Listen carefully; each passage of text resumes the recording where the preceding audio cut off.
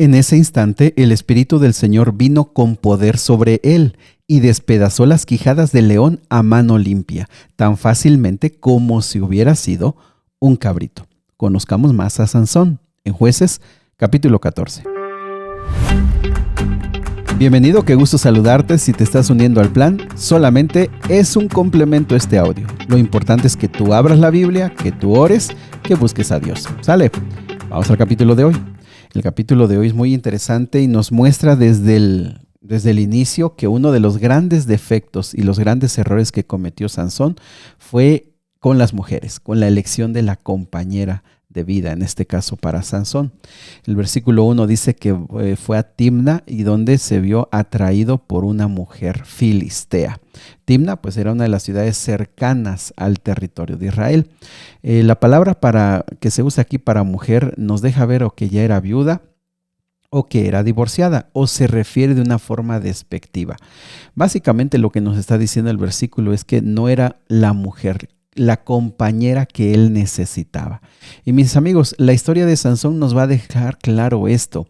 La elección del cónyuge puede ayudarnos para bendición, para ayudarnos a desarrollar todos nuestros talentos, habilidades y capacidades que Dios nos da y que nosotros seamos esa bendición también en la vida de nuestro cónyuge, o puede ser nuestra perdición. Y creo que este tema tan antiguo es tan contemporáneo. Después de tantas y tantas malas experiencias, los seres humanos crecen y toman sus propias decisiones. ¿Por qué lo digo? Porque sabemos que Sansón se le dijo, mira, tú eres una bendición de Dios, Dios te trajo con un propósito. Estamos seguros que los padres de Sansón en su infancia hicieron lo mejor que pudieron para que este niño tuviera la mejor alimentación, la mejor crianza espiritual. Fue lo mejor. Pero es que las personas crecen y toman sus propias decisiones. Y uno debe entender como padre que llega un punto en que ya no somos la influencia más grande en nuestros hijos. Y esto pasó con él. Así que lo que hace, versículo número 2, es que regresa a su casa y le dice a su papá y a su mamá, me gustó una mujer filistea, quiero casarme con ella, consíguemela. Las expresiones que aquí se usan en hebreo tienen que ver con un gusto físico, con un enamoramiento a primera vista. Tiene que ver con un gusto que quiere ser saciado. ¿Por qué se toma en cuenta a los padres? Bueno, en primer lugar porque eran los padres los que hacían, vamos a decir, la negociación. Es decir, se acercaban y hacían todos los trámites o todos los protocolos que en ese tiempo se hacían. Pero no era porque quisiera escuchar la opinión de ellos. De hecho, Sansón sabía que ellos no iban a estar de acuerdo. El versículo número 3 dice que sus padres se opusieron y le hicieron una pregunta bien sencilla. ¿No hay una sola mujer en nuestra tribu o entre todas las de Israel con la que puedas casarte? ¿Por qué tienes que ir a los filisteos paganos a buscar una esposa? Mis amigos, la pregunta era tan sencilla y tan fácil de contestar. Es cierto, había mucho de dónde escoger. Él como libertador y con las cualidades que tenía y con el propósito que tenía, muchísimas mujeres estarían de acuerdo a acompañarlo y ser su cónyuge para poder alcanzar estas metas y estos propósitos, pero no. Él estaba, dice el versículo 3, consíguemela, a mí me gusta ella. Deja ver aquí que el error de él es que solamente se dejó guiar por el gusto, por el deseo o por la parte física.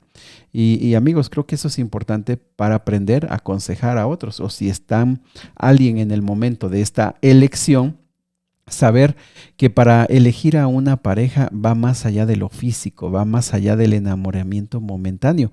Tiene que ver con evaluar las virtudes, evaluar las creencias, los principios, para conocer más a la persona, para saber hacia dónde va, qué quiere. Claro que los que ya estamos un poquito más grandes comprendemos esto, o por lo menos sabemos lo indispensable que es. ¿Por qué? Porque queda claro que muchos matrimonios o muchas personas ya después de unos años de casados y a veces unos meses solamente después de casarse, se dan cuenta que se dejaron guiar por malas decisiones, que tomaron una mala decisión porque no hicieron una evaluación más tranquila, no tomaron una decisión más pensada. Muy bien, el versículo 4 nos deja una inquietud muy interesante, porque dice que su padre y su madre no se daban cuenta que el Señor estaba obrando en todo esto con el fin de crear una oportunidad para actuar con los filisteos que en ese tiempo gobernaban a Israel. Aquí hay un dato importante que analizar. ¿Por qué? Porque vamos a ver que aunque Sansón está actuando mal, Dios dice, aún así yo te voy a usar. Vas a ser mi instrumento para acabar con los filisteos, número 1. Y número 2, a pesar de los pecados que está cometiendo Sansón, Dios lo va a bendecir y va a ser instrumento. Aquí lo que queda claro es que esto no es lo correcto, no es lo que Dios quisiera, pero Dios así trabaja también.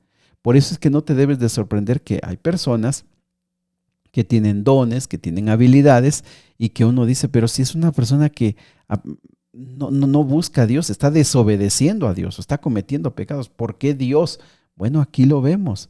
Dios tiene propósitos más allá de los que nosotros conocemos o de lo que nosotros entendemos, y es así como Él actúa a pesar de esto. Pero no es lo correcto, evidentemente. Uno debe tener bien claro esto. Eso no es lo que Dios quisiera. Lo que en este caso, ¿qué es lo que quiso el Señor? Pues que Él hubiera buscado una mujer, no sé, si no quisieras una mujer tan valiente como Débora, ¿verdad? Pero sí una mujer que hubiera impulsado y que hubiera sido una gran ayuda idónea, como lo marca la palabra de Dios. Pero no fue así. Entonces, versículo número 5, Sansón y sus padres van a descender a Timna, es una parte más baja hacia la costa, y vamos a decir que fueron a pedir la mano de esta mujer. Allí en el camino, Sansón se encuentra con un león, y aquí viene la parte que te decía, el Espíritu del Señor viene sobre Sansón y le da la fuerza y acaba con el león como si fuera un pequeño corderito. El Espíritu de Dios está sobre él. ¿Está cometiendo un pecado? Sí. ¿Está cometiendo errores? Sí.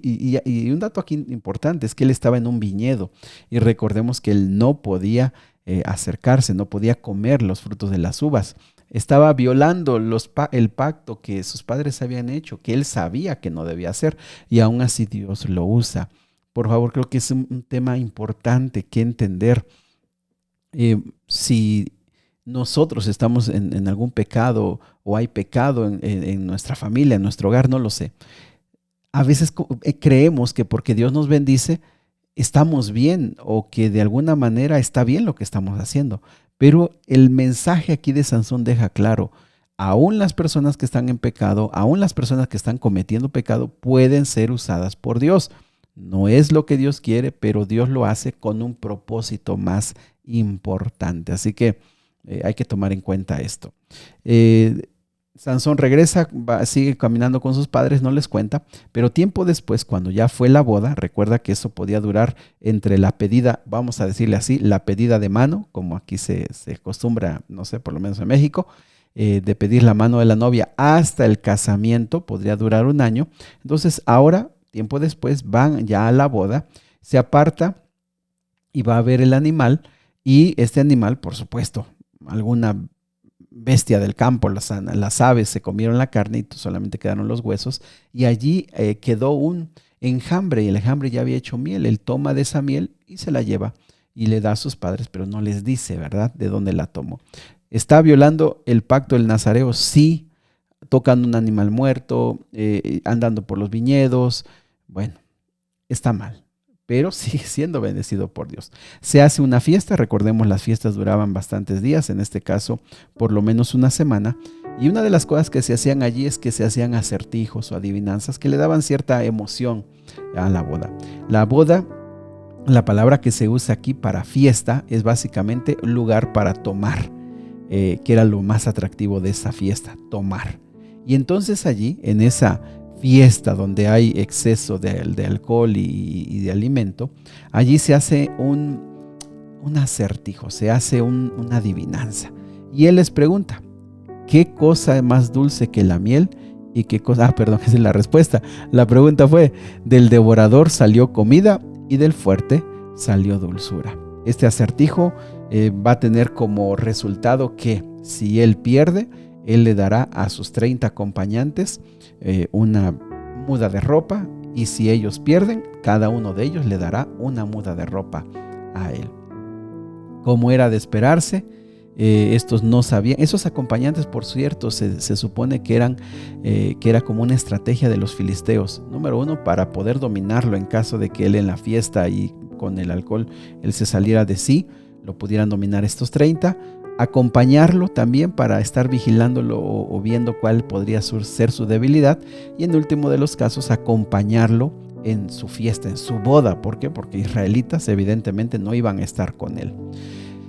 No podían adivinar, no podían encontrar la respuesta, así que estos hombres, malvados con el extranjero y malvados con su propia gente, fueron y presionaron a la novia y le dijeron: o le sacas la verdad, o te vamos a quemar a ti y a tus padres. Así que en el último día, finalmente le sacan la respuesta, y la respuesta fue la que te decía, que es más dulce que la miel y que es más fuerte que el león. Esto llevó a un grado de ira en Sansón que las palabras no alcanzan. Se llenó de ira, estaba furioso. Fue a una ciudad que no está cerca, debió haber caminado unas 8 horas, día de camino prácticamente. Allá debió haber encontrado alguna fiesta, porque mató a 30 personas, les quita esas mudas de ropa de fiesta y viene y lo paga. Pero él se va furioso, y también en una forma poética también les dice: si no hubieran arado con mi novilla, jamás habrían descifrado mi acertijo. Es decir, ustedes hicieron trampa, sacaron la respuesta de una forma incorrecta, y se fue. Mis amigos, esta fiesta tiene todos los elementos que siempre suceden, donde hay alcohol, donde las familias no comparten los mismos principios y valores, donde se hacen apuestas, donde se hacen juegos, donde se permite ese ambiente. Siempre habrá problemas. Era lo que Dios quería para Sansón, para el libertador que había sido anunciado su nacimiento. Dios no lo quería. Pero mis amigos, volvemos a insistir. Cada uno de nosotros toma decisiones.